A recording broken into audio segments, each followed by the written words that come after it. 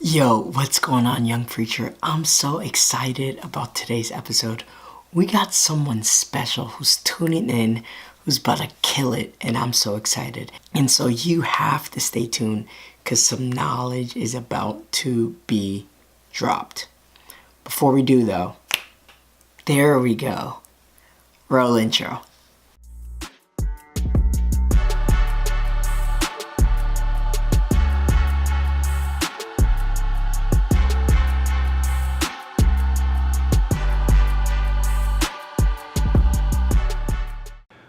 What's going on, young preacher? How you doing? My name is Jon Jorgenson. I am a young preacher myself. I am also a YouTuber and spoken word poet. I'm very excited to be with you all today to talk about relationships.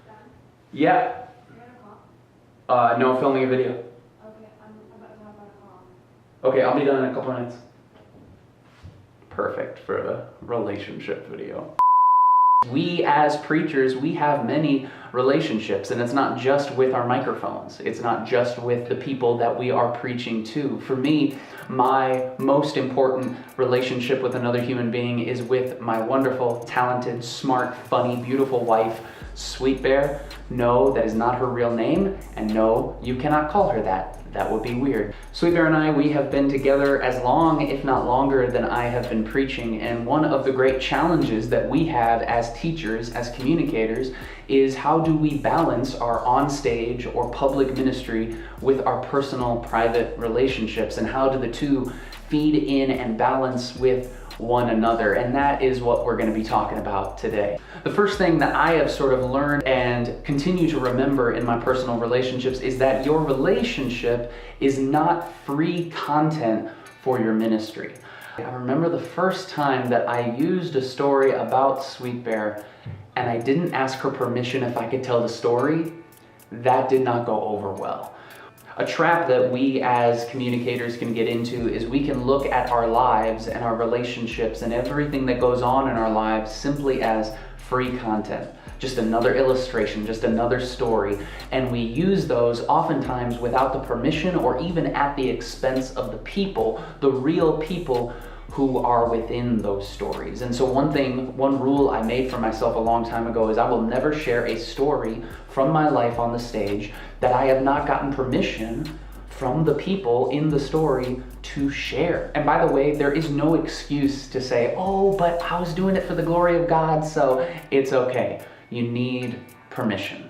Second thing I want to share with you all is that your relationship is not a distraction from your ministry.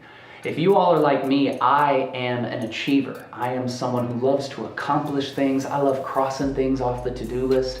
And so inevitably what will happen from time to time is I'll be working on a sermon and all of a sudden my wife will pop in and say, hey, by the way, we're going over to my parents' house today, which means I don't get that sermon done.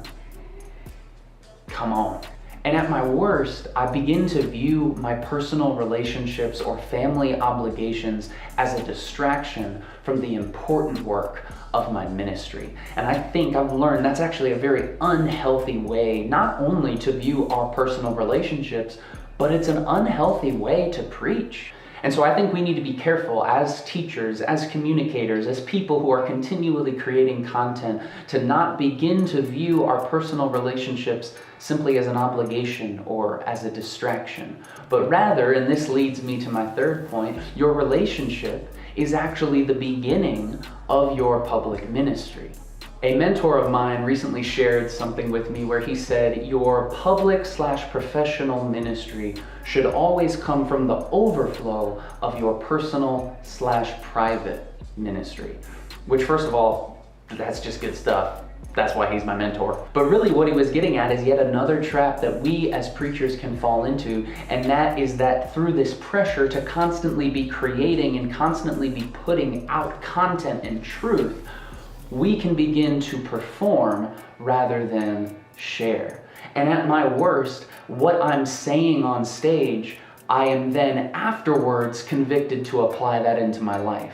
And what we actually need to do is we need to flip those two things. What I am teaching about on stage, what I'm preaching about, should actually come from the overflow of what God is doing and what God is forming within my private personal relationships. It is actually out of a very rich, private spiritual life in your personal relationships that God begins to overflow truth into our public preaching ministries.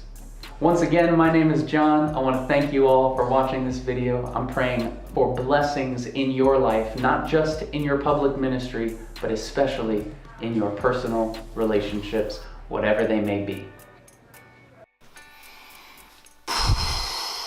Man, shout out to Jon. You just killed it, bro. I mean, I know I'm leaving encouraged. And if that's you, any of the viewers, if you're leaving encouraged, if you feel like Jon said something that blew your mind, go ahead, give him a follow.